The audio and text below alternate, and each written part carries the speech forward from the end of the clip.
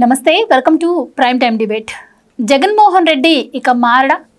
Media ముందుకు ప్రజల్లోకి వచ్చిన ప్రతిసారి అదే స్క్రిప్టు, కూటమి ప్రభుత్వంపై అవే విమర్శల.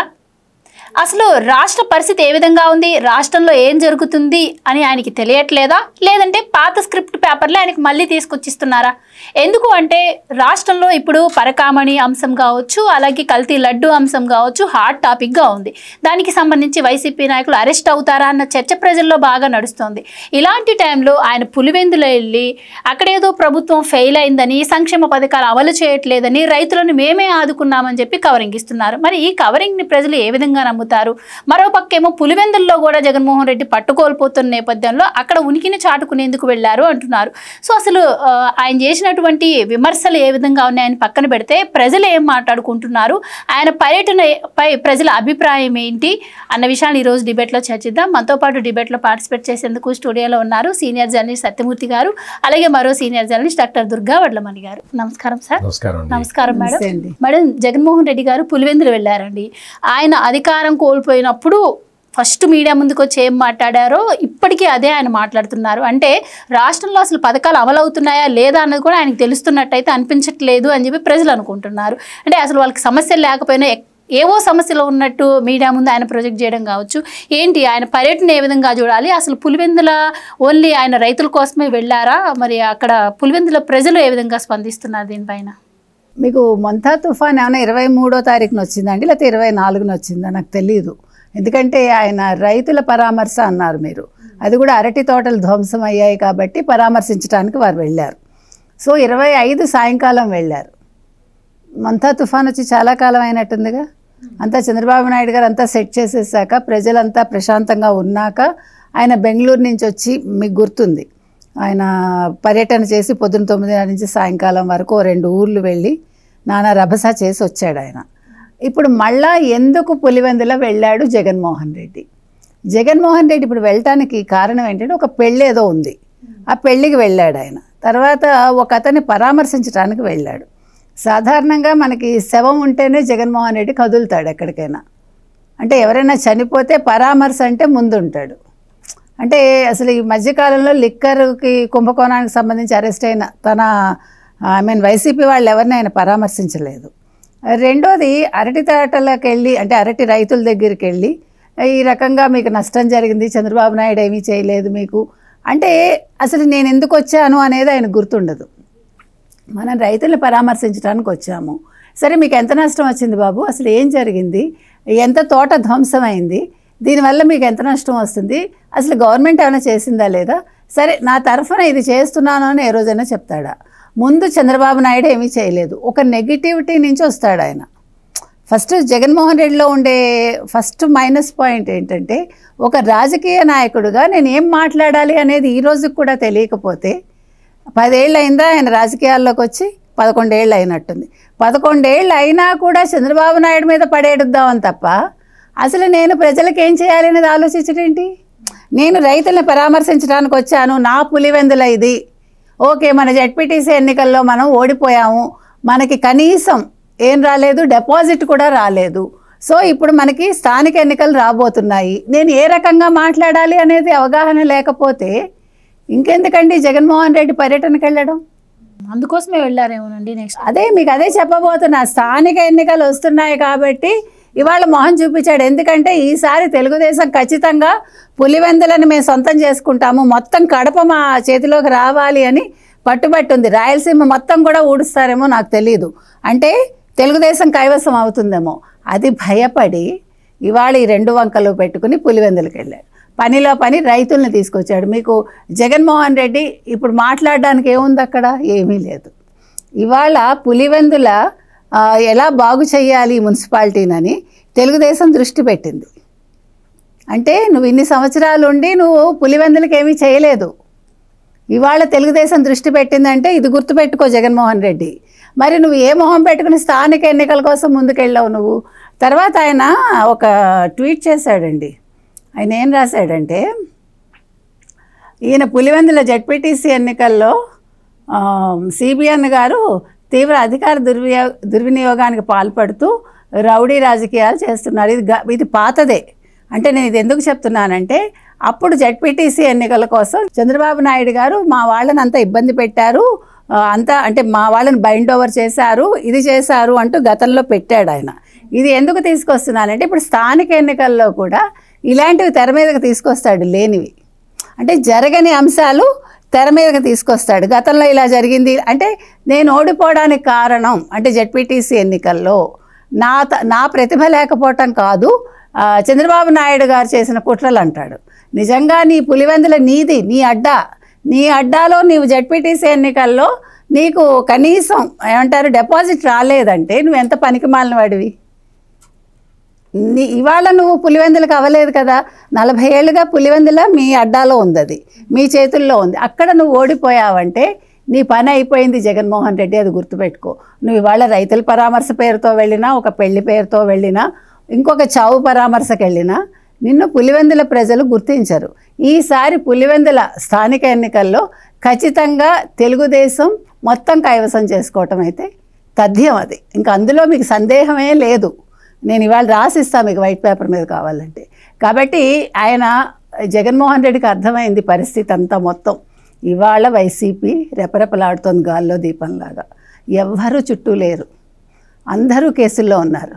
కొత్త కేసులండి. ఇవాళ మీరు చూసారా, అవినాష్ రెడ్డి అనుచరుడికి గన్ను లైసెన్సు మొత్తం 854 మందికిట వైసీపీ హయాంలో 5 సంవత్సరాల్లో 854 మందికి గన్ లైసెన్సులు వచ్చాయి. అందులో 25 మంది వాళ్ళ సామాజిక వర్గానికి చెందిన వాళ్ళకిట. అంటే కొత్త అంశాలు ఎలా తెర మీదకి వస్తున్నాయో చూసారా మీరు. వీళ్ళందరూ ఏం చేశారయ్యా ఈ గన్ లైసెన్సులు తీసుకుని అంటే ఎర్రచందన స్మగ్లింగు, భూదందాలు చేశారు. మరి ఇలాంటి వాళ్ళని స్థానిక ఎన్నికల్లో ఎన్నుకోవాలా పులివెందుల ప్రజలు ఆలోచించుకోవాలి, కడప ప్రజలు ఆలోచించుకోవాలి, రాయలసీమ ప్రజలు ఆలోచించుకోవాలి. ఇది మనం చెప్తున్నాం. కాబట్టి ఇవాళ ఇవన్నీ కప్పిపెట్టడానికి ఆయన ఒక పర్యటన చేశాడు. మనం అనుకున్నట్టుగానే 2 రోజులు అన్నాడు, ఇవాళ సాయంకాలం వచ్చాడు, రేపు ఉన్నాడు, ఎల్లుండి పొద్దున్న వెళ్ళిపోయాడు. అంతే కదా, హార్డ్లీ 2 రాత్రులు ఓ పగలు ఉన్నాడు. అందుకని జగన్మోహన్ రెడ్డి పర్యటన గురించి మాట్లాడుకోవాలంటే ఇప్పుడు ఎంత అరటి తోటలు ఈయన ధ్వంసం చేశాడో మాట్లాడుకోవాలి.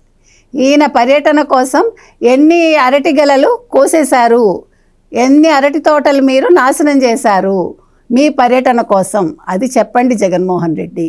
ఇవాళ వైసీపీ ట్విట్టర్ హ్యాండిల్ కావచ్చు, వైసీపీ సోషల్ మీడియా కావచ్చు, ఆ రోజు బంగారుపాళ్యంలో వాళ్ళు ఎన్ని మామిడికాయలు తగలేశారు, ఇవాళ ఎంత రైతులకు వేదన మిగిల్చారో వాళ్ళు ఇవాళ చెప్పాలి.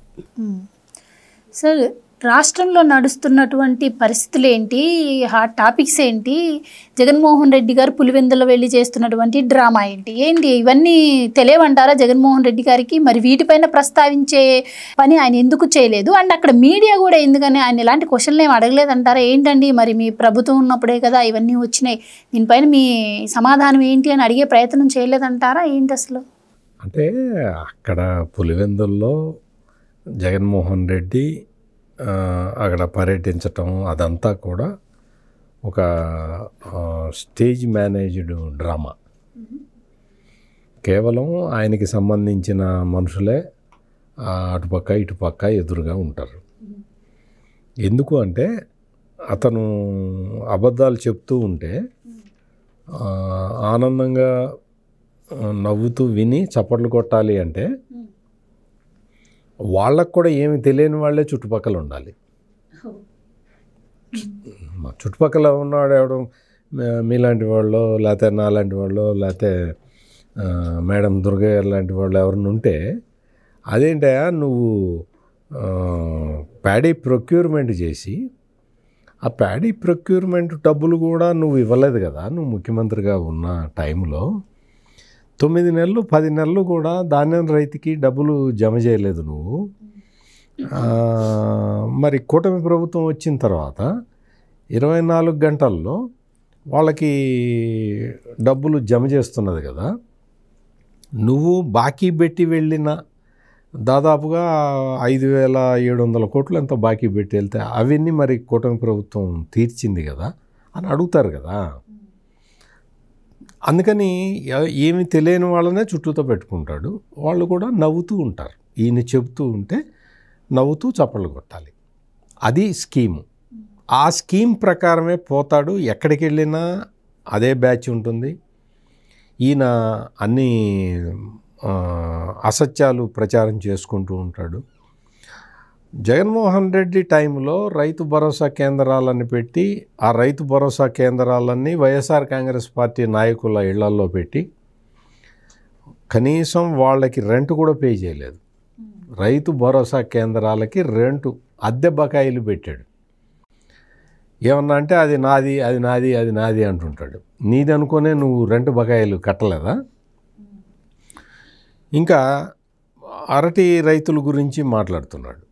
అరటి రైతుల గురించి 3-4 రోజుల కిందట ముఖ్యమంత్రి చంద్రబాబు నాయుడు, వారం రోజుల కిందట అగ్రికల్చర్ మంత్రి, వీళ్ళందరూ కూడా మొత్తం అంతా రివ్యూ మీటింగ్స్ పెట్టారు. ఈసారి బంపర్ క్రాప్ వచ్చింది. ఈ బంపర్ క్రాప్ని ఆంధ్రప్రదేశ్లో కన్జ్యూమ్ చేసేంత దానికన్నా ఎక్కువ ఉన్నది.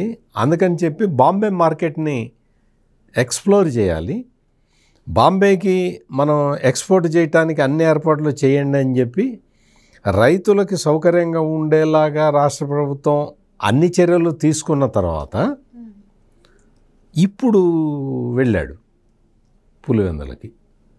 ఎందుకు వెళ్ళావు? నువ్వు ఎందుకు వెళ్ళావు? అతని ఎవరిదో మ్యారేజ్ ఉంది, వెళ్ళావు.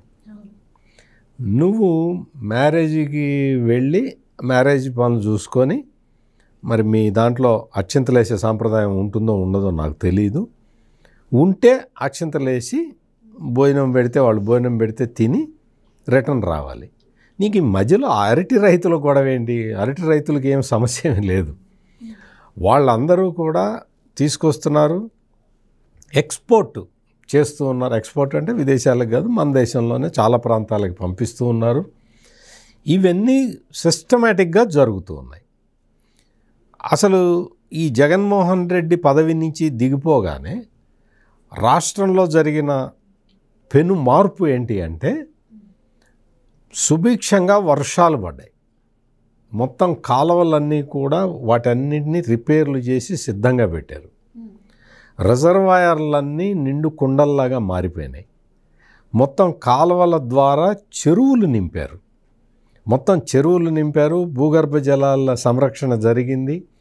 ఇన్ని రకాల చర్యలు సక్సెస్ కావటంతో మొత్తం పంటలన్నీ సమృద్ధిగా వచ్చినాయి. మామూలు ఊహించిన దానికన్నా ఎక్కువ వచ్చినాయి. హార్టికల్చర్ పంటలు, మామూలు వరి లాంటి పంటలు, కమర్షియల్ క్రాప్స్ అన్నీ కూడా బంపర్ క్రాప్ వచ్చింది ఈసారి. బంపర్ క్రాప్ వచ్చినప్పుడు మనం బయటికి పంపించాలి. మనకు అంత కన్జంప్షన్ ఉండదు కాబట్టి బయటికి పంపించాలి. దానికి తగిన ఏర్పాట్లు చేశారు. ఈ ఏర్పాట్లన్నీ చేసిన తర్వాత వచ్చి ఈయనొచ్చి ఏం రాలే, ఏమి ఇవ్వాలా రైట్. ఇంకొకటి నాకు ప్రధానమైన అబ్జెక్షన్ ఏంటి అంటే వీళ్ళ నాన్న తెలుసుగా మీకు, రాజశేఖర్ రెడ్డి బతికున్నంత కాలం చంద్రబాబు నాయుడు వ్యవసాయం దండగా అన్నాడు అన్న ఒకే ఒక్క డైలాగు, అబద్ధపు డైలాగు మీదే రాజశేఖర్ రెడ్డి రాజకీయ జీవితం మొత్తం నడిపించాడు. చంద్రబాబు నాయుడు వ్యవసాయం దండగా అన్నాడు అనే అబద్ధాన్ని చెప్పుకుంటూ తిరిగి ఈ రాజశేఖర్ రెడ్డి తన రాజకీయ జీవితాన్ని గడిపాడు. ఇప్పుడు కొడుకు అంటే వారసత్వంగా ఇప్పుడు వచ్చి చెప్తున్నాడు చంద్రబాబు నాయుడు వ్యవసాయాన్ని దండగా అన్నాడని మళ్ళీ చెప్తున్నాడు. అంటే మీ కుటుంబం మొత్తం ఆ ఒక్క డైలాగ్, అబద్ధపు డైలాగ్ మీదే ఆధారపడి ఉంటుందా? మీ కుటుంబానికి వేరే పొలిటికల్ ఎజెండా ఏమీ లేదా? మీకు ఇంకా వేరే సిద్ధాంతాలు, మీరు అధికారం వెలగబెట్టారు. మీరు అధికారం వెలగబెట్టినప్పుడు మీరు చేయాల్సిన పనులేంటి, మీరు చేసినవేంటి? ఇదే జగన్మోహన్ రెడ్డి తన పాదయాత్రలో అప్పుడు టమాటా రైతులు వచ్చి అడిగితే మీకు అంతా కోల్డ్ స్టోరేజ్ కట్టించా నేను అని చెప్పి జిల్లాకు కోల్డ్ స్టోరేజ్ కట్టిస్తా అన్నాడు. కట్టించావా జగన్మోహన్ రెడ్డి? ఒక్క కోల్డ్ స్టోరేజ్ కట్టించావా? కేంద్ర ప్రభుత్వం సబ్సిడీ ఇస్తుంది, ఆ సబ్సిడీతో కట్టించావా? జిల్లాక మండలానికి సార్, మండలానికి అనుకుంటా. ఏదైనా చెబుతాడు, నోటికి ఏదో వస్తే అది చెప్తాడు. నీకు జిల్లాకి కాదు మండలానికి అన్నాడు. ఒక్కటన్నా కట్టించావా? ఒక్కటి నీ హయాంలో ఇదిగో ఈ కోల్డ్ స్టోరేజ్ కంప్లీట్ అయిందని చెప్పు. దాని దగ్గరికి వెళ్ళి సెల్ఫీ తీసుకొని ఫోటో పెట్టు. నేను ఇట్లాగే మెడికల్ కాలేజీలకి వచ్చినప్పుడు కూడా నేను చెప్పా, జగన్మోహన్ రెడ్డి ఎందుకు 17 మెడికల్ కాలేజీలు కట్టానంటున్నావు కదా, ఒక్క మెడికల్ కాలేజీ దగ్గరికి వెళ్ళి అక్కడ సెల్ఫీ తీసుకొని ఫోటో పెట్టు అని అడిగా నేను. మరి నేను అడిగినందుకో ఏమో పరిగెత్తుకుంటూ నర్సీపట్నం పోయాడు. అక్కడ కంప్లీట్ అయిపోయింది అనుకున్నాడు పాపం. అతనికి ఏది చెయ్యడు కదా, ఏది చెయ్యడు, ఏది చేత కాదు. నర్సీపట్నం మెడికల్ కాలేజీ కట్టేశానని చెప్పి ఎదుర్కొంటూ పోయాడు. అక్కడ మామూలుగా ఆ ఇనప రాడ్లు కూడా తుప్పు పట్టిపోయినాయి. అక్కడ నిలబడి సెల్ఫీ తీసి ఇగో నేను కట్టిన మెడికల్ కాలేజ్ అని చూపించాడు. అంటే నువ్వు ఏది కట్టలా, నువ్వు ఒకటి కంప్లీట్ అయిపోయిన మెడికల్ కాలేజీ దగ్గరికి వెళ్ళి సెల్ఫీ తీయమని నేను అడిగితే నువ్వు చేసింది ఏంటి, నర్సీపట్నం పోయావు.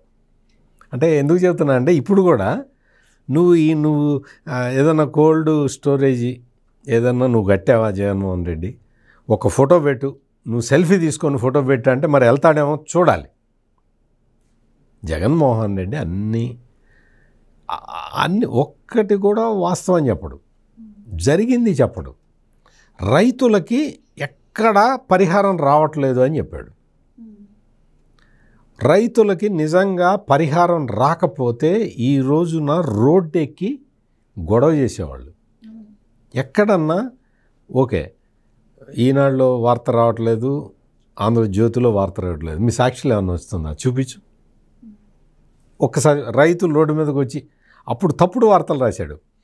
ఎప్పుడు ఈ ధాన్యం ప్రొక్యూర్మెంటు ఒక ఎన్టీఆర్ జిల్లాలోనో అక్కడ కృష్ణా జిల్లాలోనో ఒక్క విలేజ్లో ప్రాబ్లం వస్తే దాన్ని మొత్తం భారతదేశం మొత్తం జరుగుతున్నట్టు వేసేసాడు ఫోటో. యూరియా టైంలో కూడా వేరే రాష్ట్రాల ఫోటోలు తీసుకొచ్చి వేసి పెద్ద పెద్ద గొడవ చేసాడు. ఎవరికి అందట్లేదు అని యూరియా మీద అన్ని చర్యలు తీసుకొని మామూలుగా జగన్మోహన్ రెడ్డి టైం కన్నా డబల్ స్టాక్ తెప్పించి పెట్టి, నేను ముందరే చెప్పా జలాశయాలన్నీ నిండుగా ఉన్నాయి, క్రాప్ ఏరియా పెరిగింది, రైతులందరూ పంటలు వేసుకుంటున్నారు, సుభిక్షంగా ఉన్నారు. అందుకని కూడా ఈ ఎరువుల డిమాండ్ పెరుగుతుంది. నీవు ఇవన్నీ సమస్యల్ని పక్కతో పట్టించుకుంటూ నువ్వు అన్ని అబద్ధాలు చెప్పుకుంటూ రైతుకి సంబంధించింది ఒక్క డెసిషన్ కూడా నీ టైంలో తీసుకోక అసలు ఇన్ని విషయాలు ఎందుకు, రాయలసీమలో మొత్తం ఎక్కువ మంది రైతులు ఆధారపడ్డది హార్టికల్చర్ మీద ఆధారపడతారు, పండ్ల తోటల పెంపకం మీద. దానికి డ్రిప్ ఇరిగేషన్ ఇవ్వాలి. జగన్మోహన్ రెడ్డి 5 సంవత్సరాల కాలంలో రాయలసీమలో నేను రాయలసీమ టైగర్ని అని చెప్పుకుంటాడు, పులివెందుల పులి అంటుకుని ఇవన్నీ చెప్తారు కదా. నువ్వు ఏ రోజునన్నా ఏ సంవత్సరంలో అయినా నువ్వు డ్రిప్ సబ్సిడీ ఇచ్చావా, డ్రిప్ ఇరిగేషన్కి సబ్సిడీ ఇచ్చావా, నువ్వు స్ప్రింక్లర్లు ఇవన్నీ పంపిణీ చేసావా? కూటమి ప్రభుత్వం అధికారంలోకి రాగానే మొదటి నెల నుంచే ఇదే పనిలో ఉన్నారు. హార్టికల్చర్ మీద దాన్ని మొత్తం ఎక్స్పోర్ట్ మార్కెట్ తోటి సింక్రనైజ్ చేయడానికి అన్ని ప్రయత్నాలు చేస్తూ ఉన్నారు. నువ్వు ఫుడ్ ప్రాసెసింగ్ కంపెనీలు రావాలి, కొంత స్పెషల్ ఫోకస్ రైతుల మీద ఉండాలి, ఈ హార్టికల్చర్ రైతుల మీద అని చెప్పి పెద్ద పెద్ద కంపెనీలు దిగుతూ ఉన్నాయి. అటువంటి అంటే నువ్వు అవన్నీ మాట్లాడవు, నీకు తెలుసు, నీకేం తెలీదు, నీకు తెలుసు. కానీ బురద జల్లటం, ప్రభుత్వం మీద బురద జల్లటం అదే తప్ప నీకు వేరే మాట ముచ్చట నీకు లేదు, నీకు రాదు, నువ్వు చేయలేవు. నీ లీడర్లందరూ సగం మంది జైళ్ళల్లో ఉన్నారు, సగం మంది పోలీసుల చుట్టూ తిరుగుతున్నారు. ఇంకా నువ్వు వచ్చి నీతులు చెప్తూ ఉంటే అంటే రైతులకి మేలు జరగట్లేదు, 40,000 ఇస్తా అన్నట్ట చంద్రబాబు నాయుడు చెప్పాడా నీకు 40,000 ఇస్తానని? నీకు 2వ విడత నిధులు కూడా ఇచ్చేశారు అన్నదాత సుఖీభావ కింద. అన్నదాత సుఖీభవ కింద నీకు 2వ విడత నిధులు వచ్చేసినాయా రాలేదా? రైతులకి మేలు చేయటం అంటే అది. నువ్వేం చేసావు? నువ్వు ఇస్తానన్నది ఎంత, నువ్వు ఇచ్చింది ఎంత? నువ్వు 12,000 రూపాయలు కూడా ఇవ్వలేకపోయావు సంవత్సరానికి. చంద్రబాబు నాయుడు 20,000 ఇస్తాన్నాడు, 20,000 ఇస్తున్నాడు. ఇది అంటే పని చేసే ప్రభుత్వానికి, పనికిమాలిన ప్రభుత్వానికి ఇదే తేడా అని చెప్పి చాలామంది అందుకనే ఇప్పుడు అంతా సోషల్ మీడియాలో కూడా ఇదే ప్రచారం జరుగుతూ ఉన్నది. 5 సంవత్సరాల పాటు ఒక పనికిమాలిన ప్రభుత్వాన్ని నడిపిన జగన్మోహన్ రెడ్డి ఇప్పుడు వచ్చి మళ్ళీ నీతులు చెప్తున్నాడు. పని చేసే ప్రభుత్వానికి నీతులు చెప్పడానికి ప్రయత్నం చేస్తున్నాడని ఇదే విమర్శ ఇప్పుడు సోషల్ మీడియా మొత్తం నడుస్తూ ఉన్నది. మేడం, ఏదైనా కూడా ప్రభుత్వం సరిగా పని చేయకపోతే విమర్శలు చేయడం ప్రతిపక్షంగా కామన్. అలాగే ఆ ప్రతిపక్షం కూడా తన హయాంలో ఎలాంటి హామీలను ఇచ్చింది, అది మనం ఎంతవరకు నెరవేర్చాము, అసలు కనీసం ఇచ్చిన హామీల్లో నెరవేర్చడానికన్నా ట్రై చేశామా అని కూడా ఉంటే విమర్శలు చేసినా కూడా ఇప్పుడు ప్రజలు నమ్మే అవకాశం ఉంటుంది. లైక్ మనం తీసుకుంటే మద్యపాన నిషేధం అన్నాడు. అసలు మద్యపాన నిషేధం చేస్తానని దాన్ని ట్రై కూడా చేయకుండా అది ఎంత పెద్ద స్కామ్ అయిందో మనందరం చూసాం. అలాగే ఇప్పుడు రైతుల గురించి మాట్లాడుతున్నారు. పోలవరం బనకచెర్ల అన్నప్పుడు దాన్ని వ్యతిరేకించారు, పోలవరం మార్కాపురం అన్నప్పుడు దాన్ని వ్యతిరేకించారు. ఇది చూస్తే పోలవరం పూర్తి చేస్తానని అసలు అది పూర్తి చేయలేదు, విగ్రహం ఏదో పెడతానన్నారు, అది కూడా పోయింది. ఇప్పుడు వచ్చి మళ్ళీ ఆ హామీలను ఆయన మర్చిపోయి ఇప్పుడేవో ప్రభుత్వం హామీలు నెరవేర్చట్లేదని చెప్పి మాట్లాడుతున్నారు. ఏం చెప్తారు? ఏం చెప్పడం అంటే, ఇప్పుడు జగన్మోహన్ రెడ్డి ఫస్ట్ నిన్న పులివెందుల పర్యటనకి వెళ్ళినప్పుడు ఇప్పుడు కొత్తగా తండ్రి మీద ప్రేమ వచ్చింది కాబట్టి మళ్ళీ వెళ్ళి అక్కడ తండ్రి సమాధి దగ్గరికి వెళ్ళి ఫస్ట్ ఇది చేశాడు. నిజంగా తండ్రి మీద ప్రేమ బాగా వచ్చింది, చాలా వచ్చింది. ఎందుకంటే ఏ వీడియోలు చేసుకొని వదులుతున్నాడు. అవును, తండ్రిను ఈయన కలిసి అంటే భయపడుతున్నాడు, ఇంకా నా పని అయిపోయిందని భయపడుతున్నాడు, నడుచుకుంటూ వెళ్తున్నట్టు. నిజంగా ఆ ఏ వీడియోలో కూడా దుర్గా గారు మీరు చూసారో లేదో, మీరు గమనించారో లేదో, రాజశేఖర్ రెడ్డి ఫోటో చిన్నగా ఉంటుంది, ఆయన నడిచే ఇమేజ్ చిన్నగా ఉంటుంది, ఆయన కన్నా పెద్ద ఇమేజ్ జగన్ పెట్టించుకున్నాడు. మరి భరించలేడు కదా సార్ మొత్తం. అంటే ఇప్పుడు తప్పదు కాబట్టి తండ్రిని చూపిస్తున్నాడు. ఒక రాజశేఖర్ రెడ్డి తోటి ఇద్దరు నడుస్తూ ఉంటారు, తండ్రి కొడుకులు ఇద్దరు నడుస్తారు. ఎందుకంటే తండ్రి కంటే పొట్టివాడు కదా. రాజశేఖర్ రెడ్డి కన్నా పొడుగు బొమ్మ పెట్టించుకొని ఏ వీడియోలు తయారు చేసుకుంటున్నాడు, పెద్ద ఇట్లా స్టౌట్గా ఇట్లా ఉన్నట్టు. రాజశేఖర్ రెడ్డిని పొట్టిగా చూపిస్తూ ఏ వీడియోలు చేసుకుంటూ పెడుతున్నారు. అవి అంత దారుణంగా అంత ప్రేమ వచ్చింది తండ్రి మీద, అంత ప్రేమ వచ్చింది. ఎందుకు చెప్తున్నారంటే కొత్తగా ఈ ప్రేమ ఒకటి వచ్చింది, ఎందుకంటే ఇప్పుడు ఎలక్షన్స్ భయం పట్టుకుంది. రెండోది, నిన్న మీరు ఆ ఫోటోలన్నీ చూసారా ఒక్కసారి? అతని పర్యటనలో వచ్చిన ఫోటోలు చూడండి, నవ్వలేక వస్తారు. ఒకటి, ఆయనకి ఎర్రనీళ్ళు దృష్టి తీశారు, మరి ఇవన్నీ కొత్తగా మనకు తెలియదు. రెండోది, ఎవరో బుద్ధుడు బొమ్మ ఇచ్చారు. తర్వాత ఆయన మస్జిద్ అది వేసుకుంటారు చూడండి, ముస్లిమ్స్ దాన్ని ఏమంటారు, అదేదో ఒకటి రుమాల్లాగా అదొకటి వేసుకున్నాడు. తర్వాత ఒక పిల్లాడిని ఎవరో అందిస్తున్నారు, వాడు ఏడ్చుతున్నాడు పాపం, వాడు భయపడి బిక్క చచ్చిపోయి ఉన్నాడు. అంటే నేనేమంటున్నానంటే, మీకు ప్రేమ ఉంటే ఉండనివ్వండి, అంటే ఆ పిల్లాడి తండ్రికో ఎవరికో పిల్లల్ని ఇబ్బంది పెట్టకండి. ఇప్పుడు ఆయన్ని సంతోషపెట్టడం కోసం పిల్లల్ని ఇబ్బంది పెట్టద్దు. అంటే ఇవన్నీ ఫోటోలు వాళ్ళు చేసుకుని పెట్టుకుంటారు కదా, ఈయన ముద్దు పెట్టుకుంటాడు బలవంతంగా, అది భరించలేకపోతున్నాం అలాంటివి. ఆ పిల్లలు ఇలా నిజంగా ఆ ఫోటో చూస్తే నాకు బాధ వచ్చిందండి. మీకు వీలైతే ఆ ఫోటో వేయించండి. పిల్లల్ని ఇబ్బంది పెట్టద్దు. జగన్మోహన్ రెడ్డి కళ్ళల్లో ఆనందం చూడడం కోసం మీరు ఎవరిని బలి చేయకండి దయచేసి, ఒకటి చెప్తున్నా. తర్వాత మీరు ఇవన్నీ మాట్లాడారు కదా, ఇప్పుడు బనకచెర్ల కావచ్చు, ఇవన్నీ అండి పాప ఇలా. ఇంకొక విషయం మర్చిపోయా, ఈ అరటి పరిశోధనా కేంద్రం 2019లో ఆయన పాపం హామీ ఇచ్చినట్టుగా శిలాఫలకం అయితే వేయించాడు. ఒక పరిశోధనా కేంద్రం పెడతాననండి, పాపం శిలాఫలకం అయితే వేయించాడు. అంటే జగన్మోహన్ రెడ్డి ఏం చేస్తారు, ఎలాగ ఆయన ఎదరవాళ్ళ మీద నిందలేస్తారు. మీరు ఇందాక ఒక మంచి మాట అన్నారు, ఏంటంటే ప్రతిపక్షం అంటే విమర్శించాలి కదండి. కరెక్ట్, విమర్శించాలి. ఎవరు విమర్శించాలి? నువ్వు సరైన రాజకీయ నాయకుడు అయితే, సరైన ప్రతిపక్ష నేత అయితే నువ్వు సలహాలు ఇవ్వాలి ప్రభుత్వానికి ఎప్పుడూ కూడా. అంటే ప్రజల మంచి కోరుకునే వాళ్ళు చక్కటి సలహాలు ఇస్తారు, ఇవ్వాలి కూడా. అది నీ బాధ్యత. నువ్వు ఎమ్మెల్యేగా ఉన్నందుకు, నువ్వు ప్రభుత్వ ధనం తింటున్నందుకు నువ్వు ఆ పనైనా చేయాలి కనీసం. అంటే ఈయన ఎలాగా నియోజకవర్గాల్లో తిరగడం అనుకోండి. నేను మొన్న చెప్పాను మీకు, ఏమంటే పులివెందుల ప్రయాణం అంటే నేను అన్న కరెక్ట్గా ఆయన ప్రజల్లోకి వెళ్ళడండి, ప్రజల్నే పిలిపించుకుంటాడన్న అదే జరిగింది. ఏదో ప్రజా దర్బార్ పెట్టుకున్నాడు, అక్కడ ఎవరినో పిలిపించుకున్నాడు, అదొక హంగామా అయిపోయింది. కాబట్టి ఈయన ఫస్ట్ ప్రతిపక్ష నేత కాదు, ఈయన ప్రతిపక్ష నేత కాదు, రాజకీయ నాయకుడు కాదు. కాబట్టి యాక్చువల్గా ఆయన విమర్శలకు మనం సమాధానం ఇవ్వక్కర్లా. కానీ ఎందుకు ఇస్తున్నాం అంటే ప్రజలకు తెలియాలి. ఆయన బనకచర్ల అన్నాడు, తర్వాత పోలవరం కుదరదన్నాడు, బనకచర్ల ఎగ్నిస్ట్గా ఉన్నాడు, అన్నీ చేశాడు. మీరు అన్నట్టుగా ఆయన ఏది కంప్లీట్ చేయడు, అన్నీ అలా చెప్తాడు. ఇవాళ చంద్రబాబు నాయుడు గారి మీద పడి ఏడుస్తాడు. ఫస్ట్ జగన్మోహన్ రెడ్డి జీవితంలో నేర్చుకోవాల్సింది ఏంటంటే, నువ్వు కొంతకాలం చంద్రబాబు నాయుడు గారిని మర్చిపో. ఏ రోజైతే మర్చిపోతావో ఆ రోజు నువ్వు ఒక రాజకీయ నాయకుడిగా ఎదుగుతావు. ఫస్ట్ ఆరోగ్యం బాగుంటుంది, ఆరోగ్యం మానసికంగా ముందు మానసిక ఆరోగ్యం వస్తుంది, మనిషి దృఢంగా తయారవుతాడు. ఎందుకు ఆయన చూసి ఈర్ష్య పడుతుంటే ఎలా మరి ఫస్ట్ నీకే బ్రెయిన్ ఎఫెక్ట్.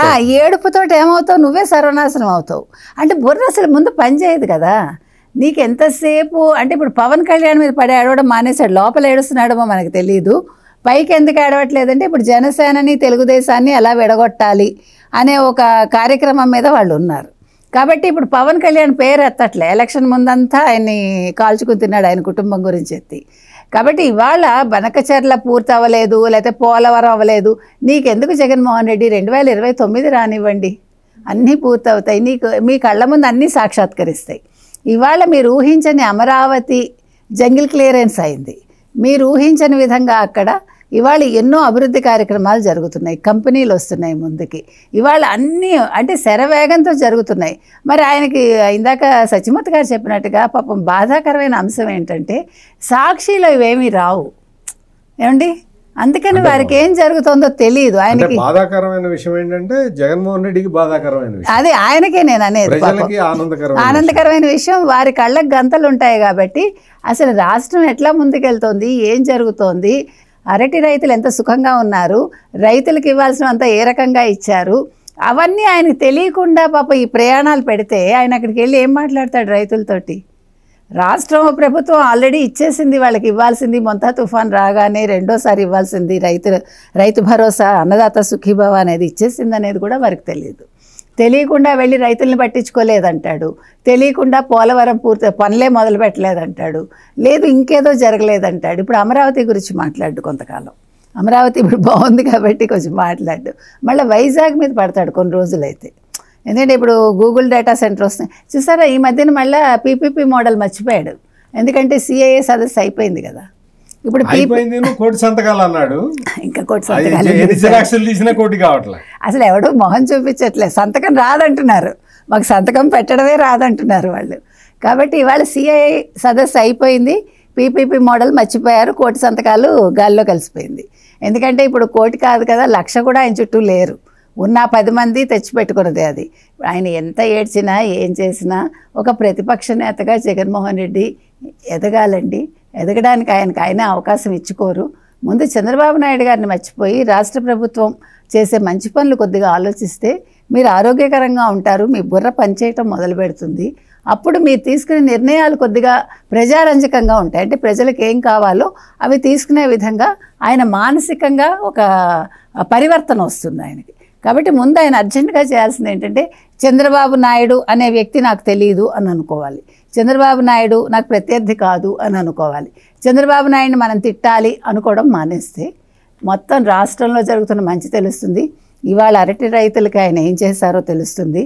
మొంతా తుఫాన్ వచ్చిన వెంటనే ఎవరు చంద్రబాబు నాయుడు గారు తీసుకున్న మొత్తం జాగ్రత్తలు ఏంటి, అప్పుడు ఏ రకంగా ప్రజలను రక్షించారు, ఎంత క్విక్గా ప్రభుత్వం పనిచేసింది, ఎవరికి ఒక్క ప్రాణ నష్టం జరగకుండా ఎలా చూశారు, ఇవన్నీ వారికి అర్థమవుతాయండి. కాబట్టి జగన్మోహన్ రెడ్డి గారు ఇప్పటికైనా నేను ఒక రాజకీయ నాయకుడిని, ఒక అవినీతి వ్యాపారవేత్తని కాదు అనేది తెలుసుకోవాలి. ఇందాక మీరు మద్యం గురించి కూడా మాట్లాడారు, కరెక్ట్. ఆయన ఏ హామీ అయితే ఇచ్చి ఆయన మేనిఫెస్టోలో నేను సంపూర్ణ మద్యపాన నిషేధం చేస్తానని చేయకుండా 24 ఎన్నికలకి రావడమే ఆయన రాజకీయ నాయకుడిగా విఫలమైనట్టు, అందులో సందేహం లేదు. ఆయనకు ఓటు అడిగే హక్కు కూడా లేదు. అందుకే ప్రజలు ఇవ్వలేదు. ఇంకా జాలిపడి 11 సీట్లు ఇచ్చారు. నెక్స్ట్ అవి కూడా ఇవ్వరు అనుకోండి. ముందు స్థానిక ఎన్నికల్లోనే ఆయన ఏంటో ఆయనకు తెలుసుకుంటారు. కాబట్టి మనం ఏది అయితే మనం ప్రజలకు ఇచ్చామో మాట, అది తప్పాక మీరు ప్రజల్లోకి వెళ్ళే ఒక నైతిక ఇది కోల్పోయారు జగన్మోహన్ రెడ్డి. మీరు నైతికంగా మీ పతనం ఎప్పుడో మొదలైపోయింది, ఇవాళ కాదు. 2019 ఏంటి, ఫస్ట్ ఆయన అదేంటి క్విట్ ప్రోకో చేసినప్పుడే నైతిక పతనం అది. తర్వాత రాజకీయంగా కూడా నైతిక పతనం వచ్చింది. ఇప్పుడు అన్ని రకాలుగా కూడా ఆయన పతనం అయ్యారు. కాబట్టి ఇవాళ చంద్రబాబు నాయుడు గారి మీద పడి ఏడవడం కాదు జగన్మోహన్ రెడ్డి గారు. మీరు ఫస్ట్ చేయాల్సింది మీ పార్టీని గ్రాస్ రూట్ లెవెల్ నుంచి ఎలా మళ్ళా పైకి తెచ్చుకోవాలి, నేను అసలు ఒక రాజకీయ నాయకుడిగా, ఒక అనుభవజ్ఞుడిగా ఎలా మారాలి అన్న దాని మీద దృష్టి పెట్టమని చెప్తున్నాను. అంటే కనకదుర్గ గారు ఇప్పుడు చెప్పింది షర్మిల అంత ముందర చెప్పింది. ఆయన చెల్లెలు షర్మిల మనకి అద్దం చూసుకుంటే అద్దంలో ఆయన ప్రతిబింబం కనపడలేదు, చంద్రబాబు నాయుడు గిఫ్ట్ గా కూడా ఇచ్చింది అని చెప్పారు పాపం. అంటే జగన్మోహన్ రెడ్డి కూడా కొంచెం ఆలోచించుకోవాలి. మీకు ఒక చిన్న వీడియో వినిపిస్తాను. ఏదో గుడిలో లడ్డు అంటాడు, ఇంకోటి అంటాడు, ఏదో గుడిలో లడ్డు అంటాడు, ఏదో గుళ్ళో లడ్డు బాగా కొవ్వెక్కిందండి. ఏమనుకుంటున్నావు? అదే ఏదో బాగా ఎక్కింది. ఏదో గుళ్ళో లడ్డా? నీకు ఏదో గుళ్ళో సార్ ఎలక్షన్స్ ముందు ఎందుకు మరి సెట్ వేయించుకున్నావు నీ ఇంట్లో ఏదో గుళ్ళో? అయితే నువ్వు చేసిన నీకు నీ బాబాయి లేకపోతే నీ వియ్యంకుడు వరుస అయ్యే భూమన కరుణాకర్ రెడ్డి చేసిన ఒక పెద్ద కుంభకోణాన్ని, మొత్తం తిరుమల పవిత్రతని దెబ్బతీసే చర్యల్ని ఏదో గుళ్ళో లడ్డుట, ఏదో గుళ్ళో లడ్డా? తిరుపతి వెంకటేశ్వర స్వామి పేరు ఎత్తటం కూడా నీకు నామోషినా సార్? అవసరం అయిపోయింది కదా సార్. నీకు తిరుపతి పవిత్రమైన తిరుమల తిరుపతి దేవస్థానం గురించి మాట్లాడటానికి, వెంకటేశ్వర స్వామి నామాన్ని జపించటానికి కూడా నీకు సిగ్గుపడుతున్నావా నువ్వు? అంటే నీకు ఇష్టం లేదా? అంటే వెంకటేశ్వర స్వామి నామాన్ని నువ్వు జపించలేవా? కనీసం మాట్లాడలేవా?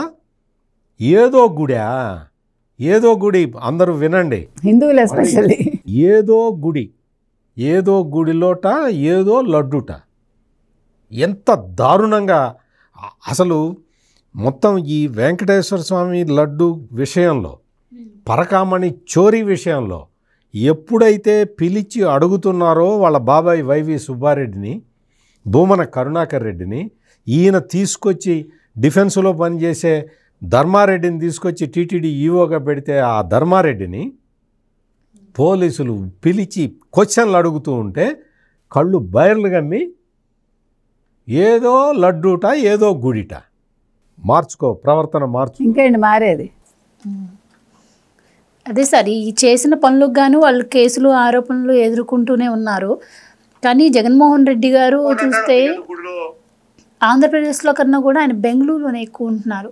సో అసలే అసెంబ్లీకి కూడా రావట్లేదు. ఈసారి పులివెందుల్లో కూడా మొన్న జరిగిన ఎలక్షన్స్లో మనం చూసాం. అసలు ఈసారి ఇంకేంటి ఉనికి కోల్పోతుందా అని చెప్పి, ఎలాగూ మ్యారేజ్కి వెళ్తున్నాం కాబట్టి ఒకసారి వాళ్ళని పరామర్శించి ఉన్నట్టు ఉంటుందని చెప్పి వెళ్ళారు అంటున్నారు. ఏంటి నిజంగానే ఆయన అక్కడ ఉనికి కోల్పోయే ప్రమాదం ఉంది? ఎందుకంటే ఆ ఫ్యామిలీ అంటేనే అసలు ఆ పట్టున్న ప్రాంతం కదా పులివెందుల అంటే. ఏం చెప్తారు? మీరు మంచి క్వశ్చన్ అడిగారు మీరు. అంటే ప్రజలకి, పులివెందుల ప్రజలకి వివరంగా తెలుసు, కడప జిల్లా ప్రజలకి చాలామందికి తెలుసు, రాష్ట్ర ప్రజలకి తెలియాల్సిన విషయం ఏంటంటే పులివెందుల నియోజకవర్గంలో ఈ వైఎస్ రాజశేఖర రెడ్డి కుటుంబం బాగా బలంగా ఉండటానికి ప్రధానమైన కారణం రాజశేఖర రెడ్డి తమ్ముడు వివేకానంద రెడ్డి.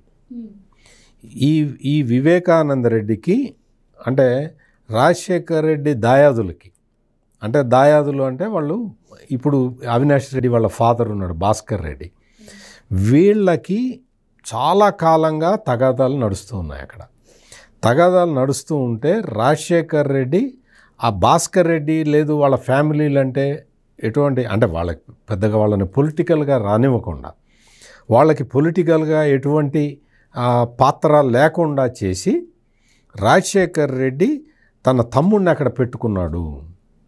తన వివేకానంద రెడ్డిని పెట్టుకొని, వివేకానంద రెడ్డి కూడా మంచి హృదయం ఉన్న నాయకుడు కాబట్టి ఆయన ఆ ఊళ్ళల్లో మొత్తం తిరుగుతూ వాళ్ళ ప్రజల సమస్యలన్నీ తీర్చే కార్యక్రమంలో ఉండేవాడు. దాంతో ఏమైపోయింది అంటే ఈ వివేకానంద రెడ్డిని మనం అడ్డు తొలగిస్తే తప్ప ఈ దాయాదుల పోరు అయిపోదు, మన ప్రభావం రావాలి అంటే ఈయన ఉండకూడదు అనుకున్నారు. అది ఫైనల్గా దాన్ని అచీవ్ చేశారు. ఈ రోజున మొత్తం అక్కడ మంచి పేరున్న వివేకానంద రెడ్డిని ఎప్పుడైతే భౌతికంగా ఎలిమినేట్ చేశారో తను కూర్చున్న చెట్టు కొమ్మని తానే నరుక్కున్నట్టుగా అయిపోయింది. అది సింపుల్గా మీకు అందరికీ అర్థమయ్యేలాగా చెప్పాలంటే పులివెందుల పరిస్థితి. ఇప్పుడు అందుకని పులివెందుల్లో కష్టంగా ఉందా అంటే మరి కష్టంగానే ఉంది. లేకపోతే ఆయన పులివెందుల రూరల్ మండలంలో జరిగిన ఉప ఎన్నికల్లో మరి ఆయన ఎట్లా ఓడిపోతాడు? పైగా ఎవరైతే చనిపోయాడో అతని కొడుకునే నిలబెట్టాడు. పోనీ ఈయన కోసం కాకపోతే సింపతి అన్న వర్కౌట్ కావాలి కదా, సింపతి కూడా వర్కౌట్ కావాలి. ఘోరంగా ఓడిపోయాడు డిపాజిట్ లేకుండా. నువ్వు ఎంత ఖర్చు పెట్టాడు జగన్మోహన్ రెడ్డి ఆ రూరల్ మండలం గెలుచుకోవడానికి, ఎంతమందిని ప్రయోగించాడు. మొత్తం అసలు ఈ అవినాష్ రెడ్డి ఈ వీళ్ళ భాస్కర్ రెడ్డి బ్యాచ్ వీళ్ళ అందరూ కూడా అక్కడే తిరిగారు. సార్వత్రిక ఎన్నికల్లాగా చేసుకున్నారు. ఏమి కాలే, ప్రజలు ఓట్లే వేయలే. నువ్వు మరి అటువంటి దారుణమైన పరిస్థితులు పులివెందుల నియోజకవర్గంలో ఇప్పుడు ఉన్నాయి. అందుకని చాలా ఆందోళనగా ఉన్నాడు. ఆందోళనగా ఉండి ఇట్లా రకరకాలుగా ఏదో ఒక పని పెట్టుకోవటం, అక్కడికి వెళ్ళటం, అక్కడ ఏదో మాట్లాడటం, సమయం సందర్భం లేకుండా ఏదో గుడి ఏదో లడ్డు అంటాం, ఏదో గుడో ఏదో లడ్డు. ఆ లడ్డు ఎక్కడదో ఆ గుడి ఏంటో ప్రజలు మొత్తం ఇప్పుడు చూస్తూ ఉన్నారు. వాళ్ళు చెప్తారు ఏ గుడో ఏ లడ్డు, ఎవడు నెయ్యి కల్తీ నెయ్యి ఎవడు కలిపాడో, వెంకటేశ్వర స్వామిని ఎవడు మోసం చేశాడో, పరకామణిలో ఎవడు డబ్బులు కొట్టేశాడో, పరకామణిలో డబ్బులు కొట్టేసిన వాడిని బెదిరించి వాడిని బ్లాక్మెయిల్ చేసి వాడి ఆస్తులు ఎట్లా రాయించుకున్నారో అన్నీ బయటకు వస్తాయి. అప్పుడు తెలుస్తుంది ఏదో గుడి ఏ గుడో అప్పుడు తెలుస్తుంది, ఏ లడ్డో అప్పుడు తెలుస్తుంది.